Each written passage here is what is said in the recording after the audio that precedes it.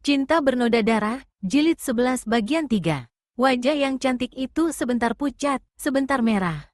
Beberapa kali ia mengerling ke arah suling emas, kemudian dengan isak tertahan ia melompat dari situ, dan sekali berkelebat lenyaplah nona itu. Semua orang menjadi kagum dan terbuktilah kehebatan ginkang yang disohorkan orang dari keluarga Hui Kiam Eng Tan Hui. Wah wah, tua bangka ini menggunakan sihirnya untuk melemahkan semangat orang. Itgan Kaiong membanting-banting tongkatnya ke atas tanah. Kawan-kawan semua, kita pergi saja, jangan sampai dia sempat mengelabui kita dengan omongan-omongan busuk dan ilmu sihir. Kita laki-laki sejati, bukan banci, sekali mempunyai cita-cita membalas dendam dan berbakti kepada yang sudah mati, hanya maut yang dapat menghentikan cita-cita itu. Mari kita pergi, lain kali masih banyak waktu untuk menghukum putra tunggal Tok Xiao Kui. Memang para tokoh Kang Ou itu merasa jeri dan juga sungkan untuk bermusuhan dengan Buke Xiansu, maka mendengar ucapan Itgan Kaiong ini, berturut-turut mereka meninggalkan tempat itu. Setelah semua orang pergi, suling emas menjatuhkan diri berlutut di depan Buke Xiansu. Kakek ini mengerutkan keningnya, berkata halus, Kim Xiao Eng, kemana perginya keteguhan hatimu? Mengapa saat ini kau terserang kelemahan yang sesungguhnya tidak sesuai dengan kegagahanmu? Laki-laki sama sekali pantang untuk turun semangat dan membiarkan hatinya digerogoti perasaan duka. Apakah yang mengganggu pikiranmu, orang muda? Lo Qianwei, Ticu berterima kasih bahwa Lo Qianwei telah menyelamatkan Ticu daripada bahaya maut. Akan tetapi kesedihan hati Ticu lebih besar daripada rasa syukur telah bebas dari kematian. Mendengar semua orang membenci Ticu karena mendiang ibu, tidaklah mengguncangkan perasaan Ticu. Akan tetapi mendengar kenyataan bahwa ibu kandung Ticu dahulunya begitu keji dan jahat, hal inilah yang menghancurkan hati Ticu. Mohon petunjuk Lo Qianwei, kakek itu menarik napas panjang. Aku sudah heran tadi mengapa kau hanya menghadapi orang-orang yang mengancam nyawamu dengan Kim Kong Sining saja, padahal kalau kau melawan mereka dengan Hong In Bun Huat dan dengan ilmu silatmu yang lain, kau takkan terancam bahaya maut. Kiranya kau merasa betapa ibumu berdosa dan kau sengaja hendak mengorbankan diri menebus dosanya. Orang muda, ibumu memang memiliki watak yang keras. Akan tetapi ia hanya seorang manusia biasa saja, seperti manusia-manusia lain, ia pun mempunyai kelemahan. Manusia adalah makhluk yang lemah dan karenanya mudah lupa akan kemanusiaan. Tidak ada manusia baik atau jahat di dunia ini, semua sama saja. Karenanya dengan dasar pikiran ini, orang budiman mengasihi semua manusia tanpa pandang perbedaan. Yang suka disebut orang jahat adalah orang yang sedang lupa, dilupakan oleh nafsu ingin senang sendiri, ingin menang sendiri, ingin enak sendiri, tanpa mempedulikan keadaan orang lain, maka perbuatannya yang ditunggangi nafsu-nafsu demikian itu merugikan orang lain. Orang yang dirugikan tentu akan menganggapnya jahat. Sebaliknya, orang yang sedang sadar, bebas nafsu, tentu akan timbul peri kemanusiaannya dan melakukan perbuatan yang menguntungkan atau menyenangkan orang lain. Orang yang diuntungkan atau disenangkan demikian itu tentu akan menganggapnya baik. Jadi pada umumnya, manusia menilai baik atau jahat itu didasarkan pada akibat menguntungkan atau merugikan dirinya yang sebetulnya juga menjadi rangkaian daripada nafsunya sendiri. Suling emas mengangguk-angguk, Ticu dapat memahami filsafat yang Lo Qianwei ajarkan. Mungkin mendiang ibu melakukan semua itu karena lemah dan lupa, ingin mengumbar nafsu sehingga akibatnya merugikan banyak orang dan menimbulkan benci. Sekarang mereka hendak menuntut kepada Ticu, bagaimana Ticu harus berbuat? Lo Qianwei, biarpun ibu dikatakan orang jahat, namun ia adalah ibu kandung Ticu dan Ticu belum pernah melakukan sesuatu kebaktian bagi ibu, belum dapat membalas kesengsaraan ibu ketika ibu mengandung dan melahirkan serta memelihara Ticu. Apakah yang Ticu harus lakukan? Sudah kukatakan tadi, Kim Xiao Eng, bahwa orang-orang yang merasa dirugikan menjadi marah dan benci. Benci menimbulkan dendam. Dendam menimbulkan perbuatan merugikan pihak lain sehingga timbul dendam mendendam yang tiada habisnya, rangkaian permainan karma. Orang membenci takkan kehabisan bahan untuk mencela, sebaliknya orang mencinta takkan kehabisan bahan untuk memuji. Karena dasarnya hanya dirugikan atau diuntungkan, maka kedua perasaan itu mudah berubah. Benci berubah cinta setelah yang dibenci mendatangkan untung, baik di bidang benda maupun perasaan. Sebaliknya cinta bisa berubah benci setelah yang dicinta mendatangkan rugi. Karena itu, jangan kau pusingkan siapa orangnya yang membencimu atau mencintamu. Semua harus kau pandang sama, dengan pandangan kasih sayang antar manusia. Kalau toh kau hendak menebus perbuatan-perbuatan ibumu yang dianggap dosa, kau lakukanlah sebanyak-banyaknya hal-hal yang menguntungkan dan menyenangkan hati orang lain, atau yang lazim disebut kebaikan. Dengan perbuatan baik berarti kau mengangkat tinggi nama orang tua, termasuk ibumu. Tapi jangan sekali-kali kau lupa akan kewajibanmu sebagai satria, yaitu membela si lemah tertindas, menyadarkan si kuat penindas, baik dengan nasihat maupun dengan ilmu kepandaianmu. Orang-orang yang lupa dan melakukan hal-hal yang merugikan orang lain, perlu disadarkan, baik dengan jalan halus maupun kasar. Kau mengerti maksudku, bukan? Suling emas mengangguk. Terima kasih, Lo Qianwei. Sekarang mari kau perdalam Kim Kong Sim Im. Tadi ku dengar latihanmu ada beberapa bagian yang kurang sempurna. Kakek itu lalu bersila di depan suling emas, menurunkan yang him dan mulai mainkan yang himnya. Suling emas cepat-cepat mengambil sulingnya, dan tak lama kemudian di tempat yang sunyi itu kembali terdengar paduan suara yang him dan suling, melakukan nyanyian yang amat merdu, akan tetapi yang mengandung pengaruh luar biasa sekali sehingga keadaan di lembah itu amat aneh. Kadang-kadang paduan suara itu terdengar seperti badai mengamuk sehingga keadaan sekelilingnya menjadi makin sunyi karena binatang-binatang hutan tidak ada yang berani muncul maupun bersuara. Di lain saat terdengarlah paduan suara yang lembut merayu seperti bisikan-bisikan angin lalu, seperti kicau burung dan gemerciknya air anak sungai yang bening, sehingga burung-burung di hutan itu mulai ikut berkicau, binatang-binatang mulai keluar dari tempat sembunyi mereka dan suasana menjadi tenteram dan penuh damai. Lebih 2 jam mereka berlatih. Akhirnya paduan suara itu menghilang, dan dengan senyum puas kakek Buke Xiansu meninggalkan suling emas yang masih berlutut di atas tanah. Tugasmu amat banyak, suling emas. Berbahagialah manusia yang masih mempunyai tugas-tugas dalam hidupnya, karena tidak ada yang lebih mulia dalam hidup ini selain menunaikan tugas-tugas hidup, mempergunakan tenaga dan pikirannya yang amat dibutuhkan orang lain. Lo Qianwei, setelah semua tugas Ticu selesai, Ticu ingin sekali ikut Lo Qianwei menuntut ilmu bertapa dan menjauhkan diri daripada urusan dunia. Kakek itu tertawa dan mengelus-elus jenggotnya yang putih. Lamunan semua orang muda yang sedang diamuk duka nestapa. Tunggu saja kalau kau sudah bertemu dengan jodohmu, hahaha, mungkin kupaksa ikut pun kau akan menolak. Selamat tinggal, maka pergilah kakek itu. Sepergi kakek sakti Buke Xiansu, suling emas duduk terus bersila sambil termenung. Tunggu kalau dia bertemu jodohnya. Apa arti ucapan kakek sakti itu? Ia maklum bahwa Buke Xiansu adalah seorang sakti yang sukar dicari bandingnya pada masa itu, dan bahwa kakek itu selain memiliki kesaktian, juga memiliki ilmu kebatinan yang dalam. Akan tetapi, dalam hal jodoh, tiada manusia di dunia ini lebih berkuasa daripada dewa jodoh yang sudah diberi tugas oleh Tian untuk mengurus soal-soal perjodohan manusia di permukaan bumi. Dan oleh dewa jodoh, pertaliannya dengan satu-satunya wanita yang pernah ia cinta, pertalian kasih sayang yang mendalam, agaknya telah diputuskan. Ataukah ini yang dibilang bahwa wanita itu bukan jodohnya? Akan tetapi dia satu-satunya gadis yang pernah ia cinta, ia sayang, seperti hatinya. Ceng-ceng, kekasihku, terdengar ia berbisik, merupakan keluhan yang langsung keluar dari hatinya yang terluka. Terbayanglah wajah seorang wanita yang ayu, yang lemah lembut dan yang sikapnya agung. Wajah jelita gadis pujaan hatinya, Suma Cheng. Terbayanglah dengan amat jelasnya di dalam ingatan, 10 tahun yang lalu. Ia masih menjadi seorang pegawai muda yang dipercaya oleh Pangeran Suma Kong di kota raja, bahkan diberi tempat tinggal di sebuah bangunan samping gedung pangeran itu. Masih jelas terbayang pertemuan pertama kali dengan Suma Cheng, puteri pangeran itu.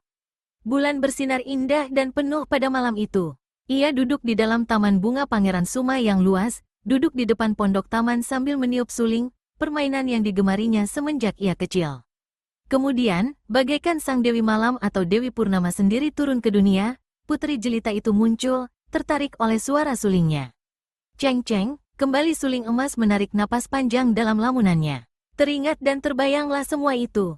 Betapa mesra pertemuan itu, betapa sinar mata mereka yang bicara dalam 1000 bahasa, mewakili bibir yang tak pandai berkata-kata. Kemudian betapa mimpi muluk itu menjadi hancur berantakan oleh kenyataan yang tak dapat dibantah lagi. Ia hanya seorang pelajar yang tak pernah lulus ujian, Suma Cheng puteri seorang pangeran, bahkan pangeran yang menjadi majikannya. Namun betapa cinta kasih membuat ia buta akan kenyataan ini, membuat Suma Cheng juga buta bahkan ia tak mungkin berjodoh dengan seorang pegawai biasa. Mereka bagaikan mabuk asmara, asyik dan masyuk, dibuai gelora cinta kasih yang mendalam. Hubungan dilanjutkan, hanya bulan dan kadang-kadang malam gelap yang menjadi saksi akan pertalian cinta kasih di antara mereka yang makin mendalam. Akhirnya, semua mimpi muluk berakhir. Dalam lamunannya, Suling Emas mengeluh. Pertemuannya dengan kekasihnya ketahuan. Ia seorang pemuda lemah ketika itu. Ia dihajar, dihukum, hampir dibunuh. Akhirnya ia tertolong oleh Kim Mo Taisu yang kemudian menjadi gurunya atau baca cerita Suling Emas yang amat menarik. Cheng Cheng, Suling Emas mengusir ingatan tentang kesengsaraan yang dideritanya semenjak hubungannya dengan Suma Cheng ketahuan.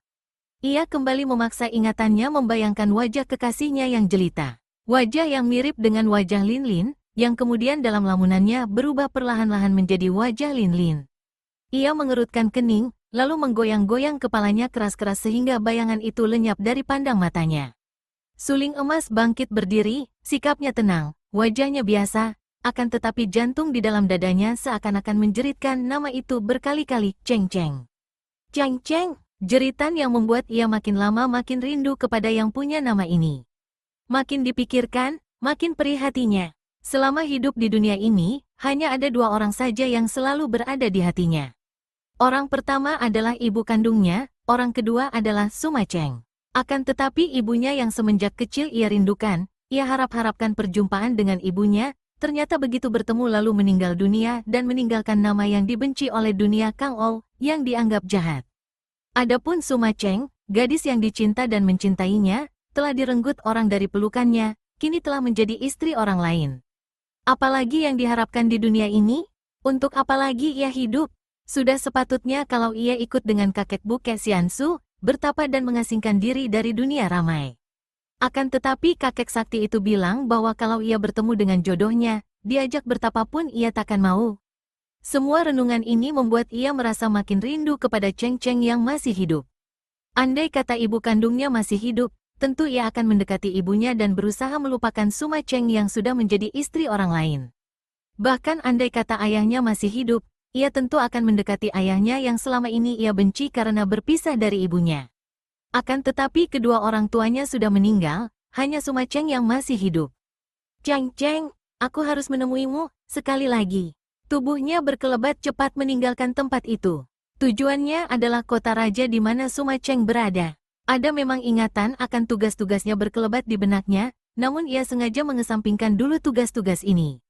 Setelah bertemu dengan Suma Cheng, baru ia akan melaksanakan tugas-tugas itu. Merampas kembali tongkat Beng Kao, mewakili ibu kandungnya ke puncak Taisan untuk menghadapi tokoh-tokoh Tian Teliok Koai. Merampas kembali Lin Lin dari tangan orang-orang Hitan dan menyuruh 3 orang adik-adiknya kembali ke Qinlingshan. Mengurus perjodohan, apabila mungkin, antara Bu Xin dengan Liu Hawei, dan tugasnya yang terakhir, seperti dipesankan oleh Buke Xiansu, yaitu memupuk perbuatan-perbuatan bermanfaat dan baik bagi orang lain untuk mengangkat kembali nama ibu kandungnya. Dengan ilmu lari cepatnya yang luar biasa, sebentar saja tubuh Suling Emas tampak jauh, hanya sebesar titik hitam yang dalam beberapa detik berikutnya lenyap sudah. Seperti sudah menjadi sifat orang-orang kaya maupun pembesar-pembesar yang berkuasa, mereka adalah orang-orang malas, yang enggan bekerja berat namun ingin mendapatkan hasil yang sebanyak mungkin, tentu saja ada kecualinya yaitu mereka yang tidak mabuk akan harta dan kedudukan. Mereka bangun siang, tidur malam-malam karena tiada hentinya mengejar kesenangan, malas dan ingin menang sendiri, ingin berkuasa saja dan enggan dikalahkan. Karena inilah agaknya, bangunan di sekitar istana yang dihuni oleh kaisar, para pangeran dan pembesar istana, amat sunyi di waktu pagi, dan baru nampak ramai dan hidup kalau matahari sudah naik tinggi. Kalau orang boleh melongok ke dalam kamar-kamar para manusia yang kebetulan dinasibkan menjadi pembesar dan penguasa itu, akan tampaklah orang-orang ini masih tidur mendengkur, bertilam kasur empuk, bersutera kembang, berselimut, tebal dan lunak. Para pelayan tidak ada yang berani mengeluarkan suara keras, berjalan pun berjingkat agar tidak menimbulkan gaduh. Namun pada pagi hari itu, seperti biasa pula, dalam sebuah taman bunga yang indah di belakang dan samping kiri sebuah bangunan mungil, termasuk sebuah di antara gedung-gedung dalam lingkungan istana, terdengarlah suara suling. Suling ini bunyinya cukup nyaring, akan tetapi pendek-pendek dan tidak dapat dibilang merdu, bahkan ada tanda-tanda bahwa yang meniupnya adalah seorang anak-anak. Lagunya adalah lagu kanak-kanak yang sederhana. Liong Ji atau anak Liong, suka sekalikah kau meniup suling? Terdengar suara halus seorang wanita. Suara suling berhenti. Kiranya di dalam taman bunga yang indah itu, pagi-pagi sekali sewaktu penghuni gedung-gedung yang lain masih mendengkur, terdapat seorang wanita muda yang menilik pakaian dan gerak-geriknya pasti adalah seorang nyonya bangsawan. Usianya masih muda, paling banyak 27 tahun, wajahnya cantik sekali dan wajahnya itu membayangkan kehalusan budi dan keagungan.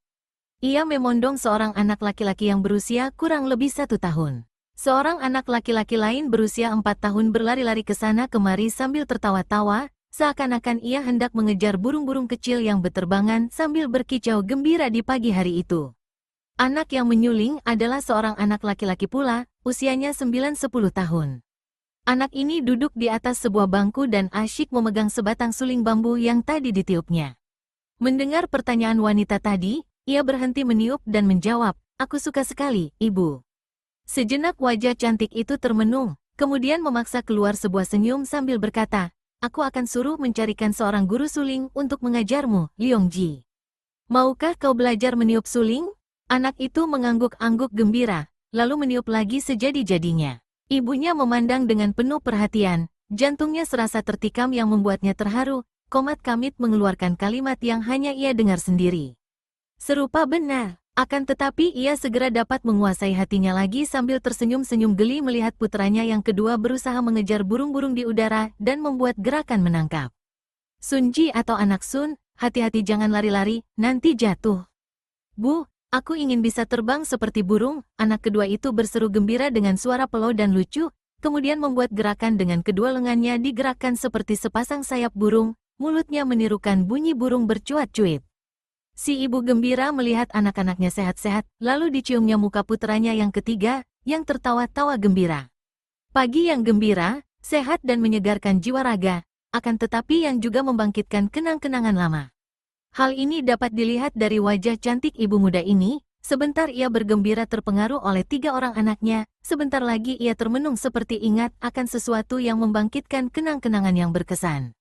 Anak yang dipanggil Liong itu sudah bersuling lagi. Dengan amat tekun dan sungguh-sungguh ia meniup dan berganti-ganti menutupi lubang-lubang suling dengan jari-jari tangannya yang kecil. Petik 2 titik. Ceng-ceng, suara ini tertahan dan tersendat, seakan-akan sukar keluar dari mulut yang punya suara. Wanita itu tersentak kaget dan serentak bangkit berdiri dari bangkunya sambil memondong anaknya yang paling kecil. Suara itu, seketika wajahnya berubah pucat. Hanya ada 1 orang saja di dunia ini yang memanggil namanya dengan suara seperti itu. Kedua kakinya menggigil dan ia tidak mau menggerakkan tubuh, tidak mau memutar tubuh menengok ke belakang ke arah suara, karena ia khawatir kalau suara tadi hanya suara dari kenangannya sehingga kalau ia menengok dan tidak melihat sesuatu, ia akan kecewa. Ia meramkan mata, diam-diam ingin menikmati kenangan lama yang sedemikian mendalam dan menggores kalbunya sehingga di pagi hari yang indah ini ia sampai-sampai mendengar suara orang yang menjadi sebab lamunannya. "Ceng-ceng!" Wanita itu mengeluarkan seruan tertahan, setengah isak. Kemudian dengan tiba-tiba dan cepat sekali, seakan-akan takut kalau orang yang bersuara itu sudah pergi lagi, ia memutar tubuh memandang. "Busong Koko atau Kanda Busong? Kaukah ini? Kau di sini?" Ia melangkah maju 2 tindak, kemudian pandang matanya yang tadi melekat pada wajah laki-laki itu kini menurun, berhenti pada dada di mana terdapat gambar sebatang suling dari benang emas. "Koko, kau suling emas."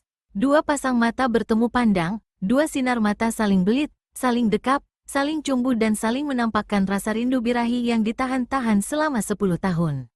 Wanita itu memandang dengan mulut agak terbuka, terengah-engah dan dari sepasang matanya yang bening itu bertitik butiran-butiran air mata seperti mutiara. Keduanya mempunyai hasrat yang sama, ingin lari maju dan saling rangkul, namun keduanya menahan gelora hati ini sekuat tenaga. Akhirnya, melihat butiran-butiran air mata itu, laki-laki yang bukan lain adalah suling emas ini, secepat kilat membalikkan tubuhnya, wajahnya pucat sekali dan ia berdongak ke atas, meramkan kedua matanya, bibirnya agak menyeringai tanda betapa perihnya hati, seperti ditusuk-tusuk pedang rasanya. Kemudian ia membuka pelupuk mata, mengejap-ngejapkannya untuk menahan agar jangan sampai kedua matanya yang terasa panas dan gemetar itu menitikkan air mata. Kebetulan sekali ketika ia membalikkan tubuh, ia melihat bocah yang memegang suling kini sudah berdiri di dekatnya. Melihat anak ini, suling emas menggerakkan tangan kiri dan mengelus-elus kepala yang gundul itu. Bocah ini dapat ia pergunakan untuk landasan kuat bagi perasaannya, untuk menolak gelora cinta dan keharuan yang seakan-akan hendak menjebol bendungan hatinya. Kau pandai bersuling, nak, ia bertanya, suaranya serak, tanda bahwa hatinya penuh gelora dan haru, dan bahwa hampir saja pendekar sakti ini tadi terisak menangis. Bocah itu tertawa dan mengangguk. Cobalah kau menyuling untukku. Kau mau diajar meniup suling? Mau saja. Ibu tadi bilang hendak memanggil guru suling. Apakah kau ini gurunya, Paman? Suling emas tersenyum dan mengangguk. Anak itu lalu meniup lagi sulingnya. Suling emas mendengar isak tertahan di belakangnya, lalu disusul suara yang pilu dan gemetar, penuh perasaan. Kau datang. Apakah kehendakmu, Koko? Suling emas menarik napas panjang, masih membelakangi wanita itu dan tangan kirinya masih meraba-raba kepala bocah yang menyuling. Tadinya aku sudah bersumpah pada diri sendiri takkan mengganggumu, Ceng-Ceng, takkan menemuimu selama hidupku agar lukaku tidak semakin parah. Ia berhenti dan tidak melanjutkan kata-katanya yang tertelan oleh Isak. Song Koko, aku pun sama sekali tidak mengira akan dapat bertemu lagi denganmu. Sama sekali aku tidak menyangka bahwa suling emas pendekar sakti yang selama ini disohorkan setiap orang itu kaulah orangnya.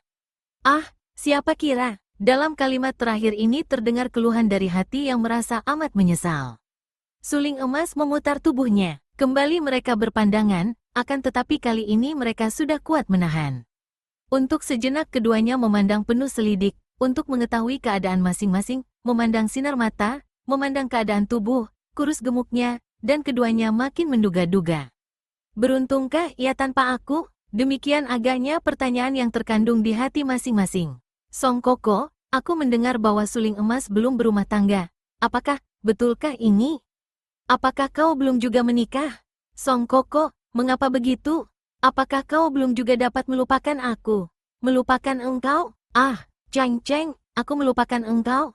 Bagaimana mungkin itu? Sudah kucoba-coba, sudah kupaksa-paksa hati ini, namun buktinya sekarang aku berada di sini. Agak keras dan kasar kata-kata ini dan sepasang mata pendekar itu memandang tajam, bagaikan menusuk-nusuk, membuat nyonya muda itu tertunduk. Dunia serasa makin sempit bagiku, Ceng-Ceng. Tadinya masih ada harapanku sembuh oleh ibuku, akan tetapi ibu meninggal. Aku meraba-raba bagaikan orang buta dalam gelap, tak tahu harus kemana, betapa aku tak dapat melupakan engkau, Ceng-Ceng.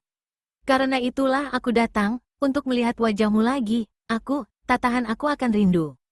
Song Koko, wanita itu yang bernama Suma Cheng dan kini adalah nyonya seorang pangeran, yaitu Pangeran Qiang, menjerit kecil. Jangan begitu, Koko, aku sudah menjadi ibu dari 3 orang anak. Kau lihat mereka ini. Suma Cheng cepat-cepat mempergunakan anak-anaknya untuk perisai diri atau lebih tepat untuk pengendalian hatinya sendiri yang seakan-akan terbetot dan hendak dihanyutkan oleh bekas kekasihnya. Ia maklum kalau tidak cepat-cepat ia berpegang kepada 3 orang putranya, bisa-bisa ia terbawa hanyut, karena sesungguhnya, sampai mati sekalipun ia takkan mungkin dapat melupakan Busong. Suling emas menarik napas panjang, menekan gelora hatinya, kemudian ia menjadi sadar kembali ketika anak yang meniup suling itu tiba-tiba menarik tangannya dan bertanya, Paman Guru, bagaimana dengan kepandaianku meniup suling? Suara yang lantang dari bocah ini menariknya turun dari sorga lamunan, dan membuatnya kaget karena hampir saja tadi ia melakukan sesuatu yang tidak patut. Melihat wajah Suma Cheng kembali, berhadapan muka dengan wanita ini, benar-benar bisa membuatnya lupa akan segala. Kau sudah pandai, tapi harus belajar lagu-lagu yang indah, katanya sambil meraba kepala anak itu. Tiba-tiba wajahnya berubah dan jari-jari tangan kirinya tetap meraba-raba kepala yang gundul itu. Aneh, ajaib, kepala anak ini sama benar dengan kepalanya. Tak salah lagi, jarang di dunia ini ada kepala seperti ini, kepala yang dahulu membuat mendiang gurunya, Kim Mo Taisu, tidak ragu-ragu menolongnya dan mengambilnya sebagai murid. Inilah, kepala pendekar, seperti yang dulu disebut-sebut Kim Mo Taisu. Bagaimana potongan dan bentuk kepala anak ini bisa sama dengan kepalanya? Ceng-Ceng, suaranya gemetar ketika ia menoleh dan memandang wajah ayu itu. Suma Cheng tidak menjawab, hanya menjawab dengan pandang mata penuh pertanyaan. Anak ini, dia putra sulungmu kah? Suma Cheng mengangguk dan gerakan ini membuat 2 titik air mata yang tadi bergantung pada bulu matanya runtuh ke bawah, menimpa pipinya. Dia ini. Tiba-tiba suling emas berjongkok di depan anak itu, menatap wajah anak itu penuh perhatian, meraba kepala, meraba alis mata anak itu yang hitam tebal, seperti alis matanya. Hidung dan mata anak itu seperti hidung dan mata Suma Cheng, akan tetapi mulut itu, alis itu, kepala itu. Serentak ia bangkit berdiri lagi, malah kini melangkah maju sehingga ia hanya berdiri dalam jarak 3 langkah dari Suma Cheng. Dia itu, suaranya serak dan lirih, dia itu, tak kuasa ia melanjutkan kata-katanya, tercekik di lehernya. Kini Suma Cheng menangis, air matanya bercucuran dan ia mengangguk-angguk. Melihat ibunya menangis, anak kecil yang dipondongnya juga ikut menangis. Cepat-cepat hal ini menahan air mata Suma Cheng dan ia mendekap anaknya, mengusapkan mukanya yang basah air mata pada pipi dan baju anak itu. Anaknya terdiam dan agaknya gangguan ini malah meredakan gelora hatinya. Betul, Song Koko, dia anak kita. Ya Tuhan, dan kau diam saja. Aku tidak tahu akan hal itu sebelum aku menikah dengan suamiku. Andai kata aku tahu sekalipun, apa yang dapat kulakukan, Song Koko? Kau sendiri pun tak berdaya apa-apa. Ucapan ini penuh sesal. Andai kata kau dulu selihai sekarang, untuk apa kita melamunkan yang bukan-bukan? Andai kata aku tahu bahwa pertemuan di malam terakhir itu, andai kata aku tahu kau meninggalkan anak ini padaku, apakah yang akan dapat kulakukan? Menolak kehendak ayah dan kakak tak mungkin, paling-paling aku hanya dapat membunuh diri. Cheng Cheng, kau maafkan aku. Memang kau tak bersalah, akan tetapi, anak ini dia anakku. Dia harus ikut denganku, tidak Song Koko. Apakah kau ingin menyiksa anak itu dan menyiksa diriku pula?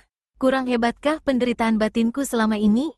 Song Koko, demi kebaikan kita berdua, lebih baik kalau kau melupakan aku. Anggap saja kekasihmu Cheng Cheng ini sudah mati, dan kau kawinlah dengan gadis lain, berbahagialah, aku memuji siang malam, Koko.